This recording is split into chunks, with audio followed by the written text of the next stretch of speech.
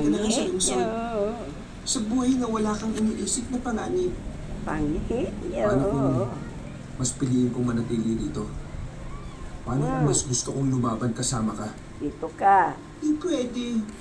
At di na magbabago ang desisyon kong yon. Sige, Meow, meow, meow. kung yan ang gusto mo. Meow, meow, meow. Tahimik na inayos ni Jeff ang Meow, kanyang meow, mga gamit. meow, meow, Nagpaalam na rin meow. siya sa mga matatanda at tulad ni Marta, sang-ayon din ng mga ito na umuwi na ang binata upang di madamay sa gulo. Habang nasa loob ng tricycle ang dalawa, ay hindi sila nag-uusap. Walang umiimik at walang nagsasalita. Hanggang sa makarating sila sa terminal ng bus. Doon pa lang siya kinausap ng babae. Mag-iingat ka sa biyahe. Ang Huwag mo ganda na akong naman. Cute-cute. Salamat, Marta. Cute-cute. Mag-iingat ka. Cute-cute. Paano kaya kayo Wala nang ibang masabi pa madidispatcha? si Marta. Kawawa Tumalikod naman ito kayo, at mabilis na ha? lumakad palayo. Kawawa Nakikinig lang naman si Jeff kayo. hanggang sa tuluyang itong maglaho sa kanyang paningin. Kawawa naman Nang kayo. umandar ang bus, naramdaman niyang may mali. Parang kinakabahan siya na matindi. Pakiramdam niya ay tila may masamang mangyayari. Kawawa naman yan. Hindi nagtagal, humara siya at bumaba agad ng bus.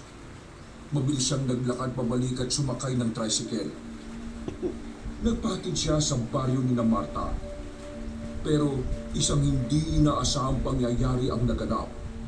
Ang tricycle driver, ibang direksyon ang dinaanan.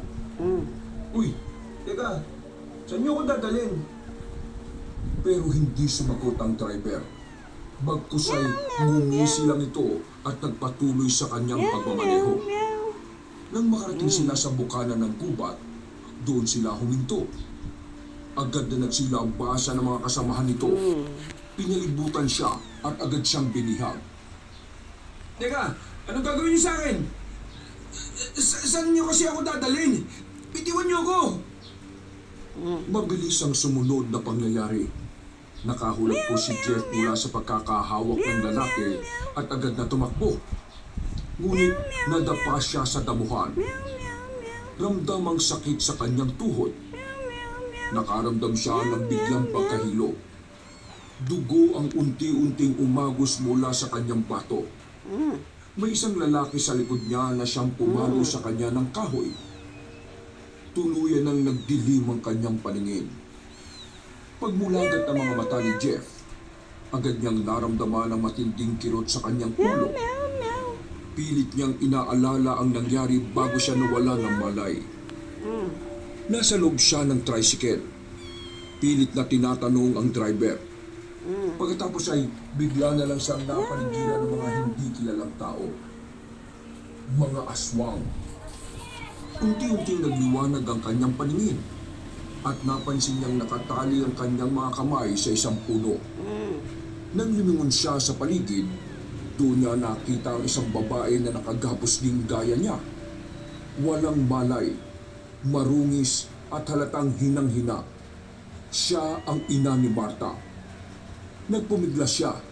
Sinubukang paluwagin ang mga lubid pero masyadong maigpit ang pagkakatali. Meow, meow, meow. Maya-maya, Meow, may meow, narinig siyang mga meow, yabang. meow, meow.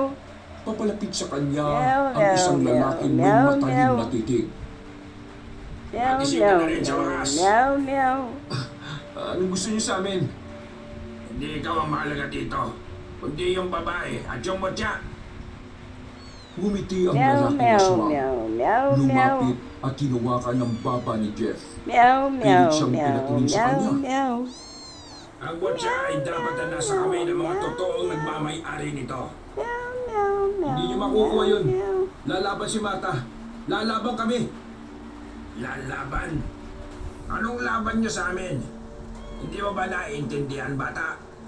Wala kang kapangyarihan. Meow, meow. Isa kang walang silbing tao sa labanang ito.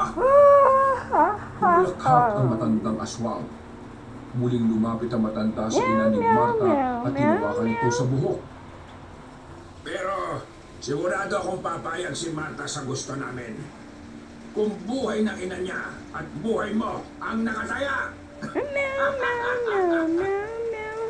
Mga hayop kayo! Pakulin niyo ako dito! Mga duwag! Hindi na sumagot ang lalaking aswang. Bagkos ay tumawa lang ito ng tumawa hanggang sa nawala na ito sa paningin niya. Meow, meow, meow. Sumapit ang gabi at sa kabilugan ng buwan, nagsimula ng gumalaw ang kampo ng mga mabubuting aswang. Tahimik silang pumasok sa loob ng kagubatan. Ngunit nang makarating sila sa kuta ng kanilang mga kalaban, natigilan si Martha. Napalitan ng matinding takot at galit ang kanyang tapang nang makita niya si Jeff at ang kanyang ina. Nakagapo sa isang malaking puno, nangihina at tila nawawalan na ng lakas. Ang mga sugat sa kanilang katawan ay patunay na hindi sila pinakitaan ng awa. Nay! Jeff! Bakit ka nandito? Akala mo ba'y matatalo mo kami?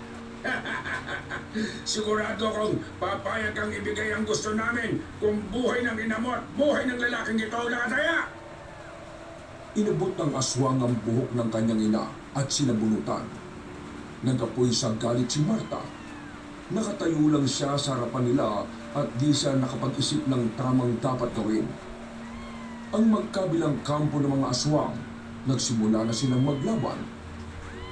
Ngunit sa pagkakataong iyon, para kay Martha, isang laban ang mas higit na mahalaga. Ang mailigtas si Jeff at ang kanyang ina bago pa mahuli ang lahat. Habang nagpupumigla si Jeff sa pagkakagapos, nakapa niyang isang maliit na bote ng langis sa kanyang bulsa. Ang langis na ibinigay sa kanya ni Lolo Alvin. Naalala niya ang sinabi ng matanda na sa oras ng kagipitan, magagamit niya ito na proteksyon laban sa mga aswang. Kahit hirap, ay sinikap niyang mabuksan ito at mabuhusan ang kanyang mga palad. Biglang umatras ang ilang aswang na malapit sa kanya. Ano yan? Anong ginagawa mo? Hindi makalapit sa kanya ang mga aswang para silang di makahinga kapag nalalanghap ang amoy ng langis.